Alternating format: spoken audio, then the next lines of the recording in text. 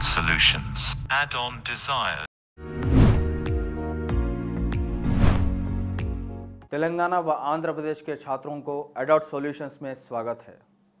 तो आज का जो हमारा विषय है 10वीं कक्षा छात्रों के लिए हिंदी सब्जेक्ट लेसन नंबर 7 सातवां लेसन है, भक्ति पद उसका शीर्षक है। तो सीधा हम स्लाइड प्रेजेंटेशन में प्रवेश करेंगे। इस लेसन में हम जानेंगे दो कवियों ने, एक मीराबाई और रैदास जी ने साहित्यिक दृष्टिकोण से हमारे जो भगवत गीत है उन गीतों का दोहों के रूप में यहाँ पर क्या कहना चाहते हैं, आइए इस लेसन में हम जानेंगे। यहाँ पर भक्ति भावना, भक्ति पद किसे कहते हैं, भक्ति की परिभाषा क्या है, वो मैं आपको उसका विवरण दूंगा। तो सीधा हम प्रवेश करते हैं आज के स्लाइड प्रेजेंटेशन। आप सभी का स्वागत है।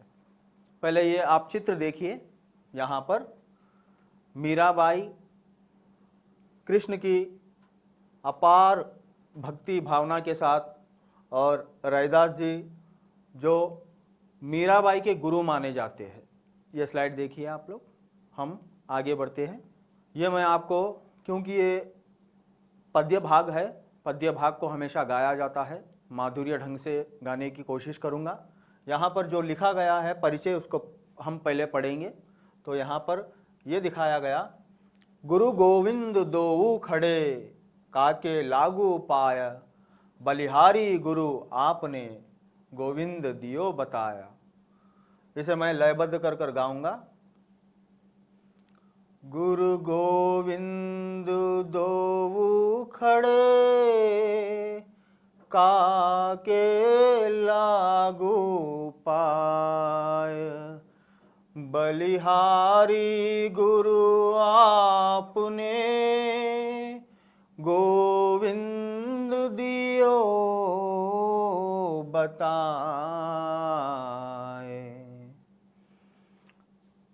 कहना यह है तात्पर्य कि हमारे गुरु ही सब कुछ है हमारे लिए, गुरु बिना हमारा ज्ञान नहीं। इस भावना के साथ हम आज का विषय में प्रवेश करते हैं। इसका उद्देश्य क्या है?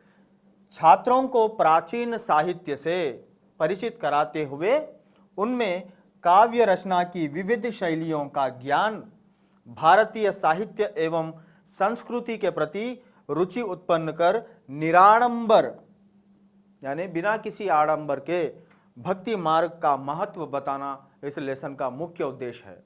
तो हम स्लाइड में दूसरे प्रेजेंटेशन में जाएंगे।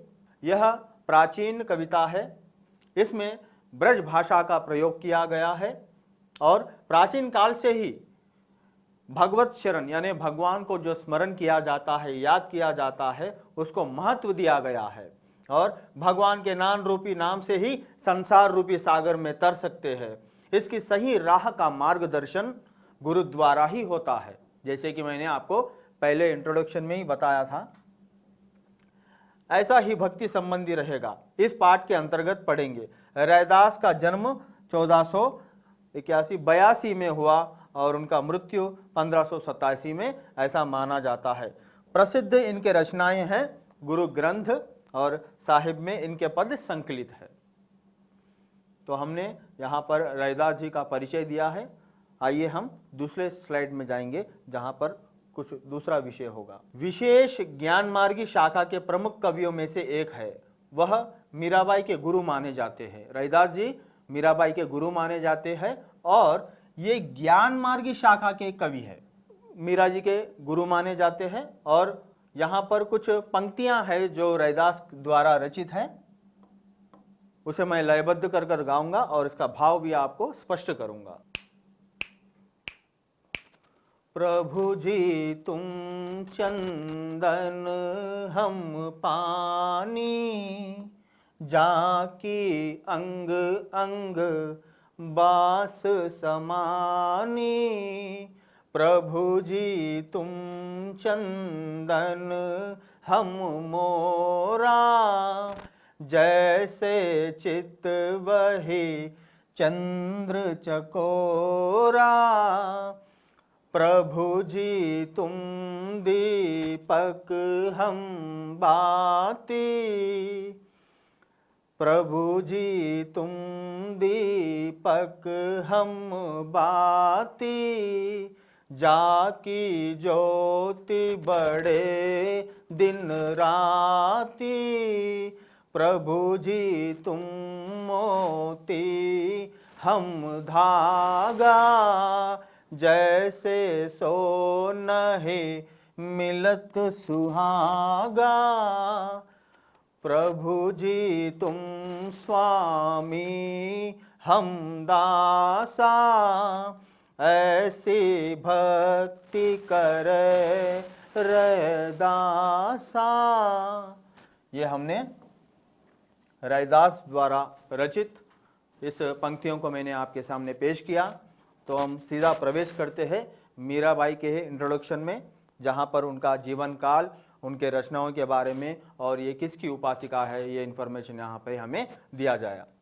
मीराबाई का जीवन काल सन 1498 में, और इनका मृत्यु माना जाता है 1572-73 में हुआ है। प्रसिद्ध इनके रचनाएं हैं पदावली, जो विशेष कृष्ण उपासक मानी जाती है। मीराबाई विशेष कृष्ण उपासक है, और ये कवयित्री है जो श्रेष्ठ माधुरी भाव से प्रयोग में ये आपने दर्शाया है। फोटो को आपने देखा है, और हम स्लाइड में आगे बढ़ेंगे। अब इनका भी एक यहाँ कुछ पंक्तियां हैं मीराबाई द्वारा रचित, बड़ा ही रोचक मनोरंजक। इसमें हर प्रकार के रसों का अनुस्वर हुआ है, यानी रसानुभूति मिलती है हमें इन ऐसे गीतों को हम जब गाते हैं। आइए हम प्रवेश करते हैं मीरा जी के ये पंक्तियों को लयबद्ध कर मैं आपको गाकर सुनाऊंगा। पायो जी मैं तो राम रतन धन पायो, पायो जी मैं तो वस्तु अमोलक दी, म्यारे सतगुरु कृपा कर अपनायो। जन्म जन्म की पूंजी पाए, जग में सभी खोआयो। खर्च न खूटे, चोर न लूटे, दिन दिन बढ़त सवायो। पायो जी मैं तो राम रतन धन पायो, पायो जी मैं तो सत की नाव खेवटिया, सतगुरु भव सागर तर आयो। मीरा के प्रभु गिरधर नागर, हरक हरक जस गायो। पायो जी मैं तो राम रतन धन पायो, पायो जी मैं तो। अब हम स्लाइड में आगे बढ़ेंगे। यहाँ पर मैं आपको विषय की जानकारी दूंगा कि पहले ये भक्ति पद जो हमारा शीर्षक है लेसन नंबर 7, उसको हम देखेंगे सीधे। भक्ति पद, भक्ति यानी ये एक विशेष ज्ञान है जहां पर हम किसी मूर्ति पूजा या कोई चित्र या किसी विशेष आकार के प्रति, वो काल्पनिक हो सकता है या वास्तविक, उसको हम मनः अंतकरण शुद्धि से ध्यान करते हैं, उस चीज को हम लगाव रखते हैं, उस चीज के प्रति हमारा विशेष जो ध्यान है वही हमारा भक्ति कहलाएगा। बहुत लोगों में ये अंधविश्वास है कि अगर मैं मंदिर जाऊं, 100 नारियल फोड़ूं, देवी माँ का अर्चना कराऊं और नोटों का बरसात करूं, मिठाई चढ़ाऊं, तो वो उसके लिए श्रेष्ठ भक्ति मानी जाती है, लेकिन ये गलत है। भक्ति वो है जो संपूर्ण भावना से, स्वहृदय से निकलता है और अंतःकरण मन से वो उसकी, हम जिसे चाहते हैं वो बात वहाँ तक पहुँचती है। और भक्ति करने के माध्यम अनेक है, जैसे पूजा करना, किसी गीत को, कीर्तन को गाना, संगीत द्वारा भगवान के प्रति प्रेम पूर्वक अपने विरह, वेदना, स्नेह, भाव, करुणा, वात्सल्य, इन सारे चीज़ों को प्रकट करना, ये भक्ति कहलाती है। और भक्ति पद, यानी पद एक विशेष शब्दों का समूह है जो शब्द समूह बनकर पंक्तियों में जब उसका प्रयोग किया जाता है उसे पद कहते हैं। अब यहाँ पर हम देखेंगे कि भक्ति कहाँ से उद्भवित हुआ है, भक्ति का काल क्या है, भक्ति कितने प्रकार होती है, उसके बारे में हम आपको जानकारी देंगे। आप इसे ध्यान से नोट कीजिएगा। भक्ति मार्ग, भक्ति काल,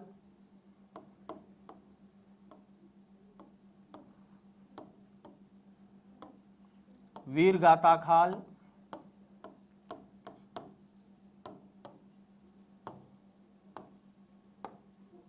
ठीक है, आधुनिक काल,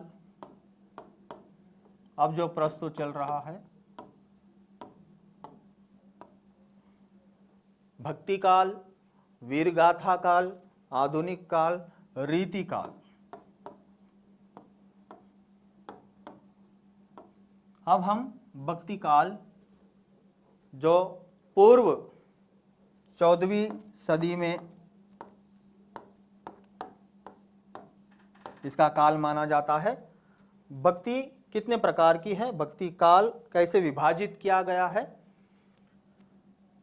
राम भक्ति शाखा, राम भक्ति शाखा, कृष्ण भक्ति शाखा, कृष्ण भक्ति शाखा, ब्रांचेस। इसमें कृष्णोपासक, रामोपासक, निर्गुणोपासक, यानी सगुण शाखा, निर्गुण शाखा, ये आपको हम यहां लिखकर बताएंगे। सगुण भक्ति, सगुण भक्ति, निर्गुण भक्ति।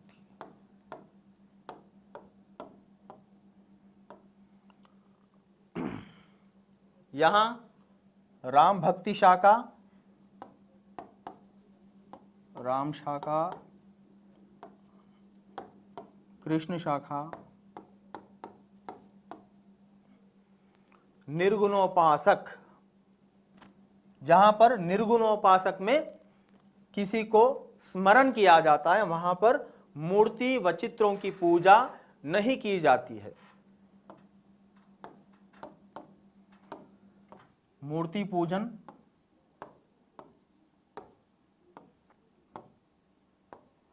चित्र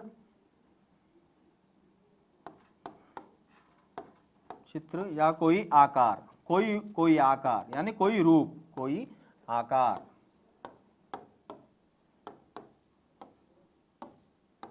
रूप। निर्गुणोपासक शाखा में सूफी हो गए, संत हो गए। निर्गुणोपासक शाखा, निर्गुण, यहां पर क्या है? मूर्ति पूजा, चित्रों के पूजा, किसी विशेष आकार की पूजा तो नहीं होती है, परंतु ये लोग किसी को स्मरण करते हैं, किसी का ध्यान करते हैं, उस प्रकार के ज्ञान मार्गी शाखा, इसे ज्ञान मार्गी शाखा भी कहा जाता है।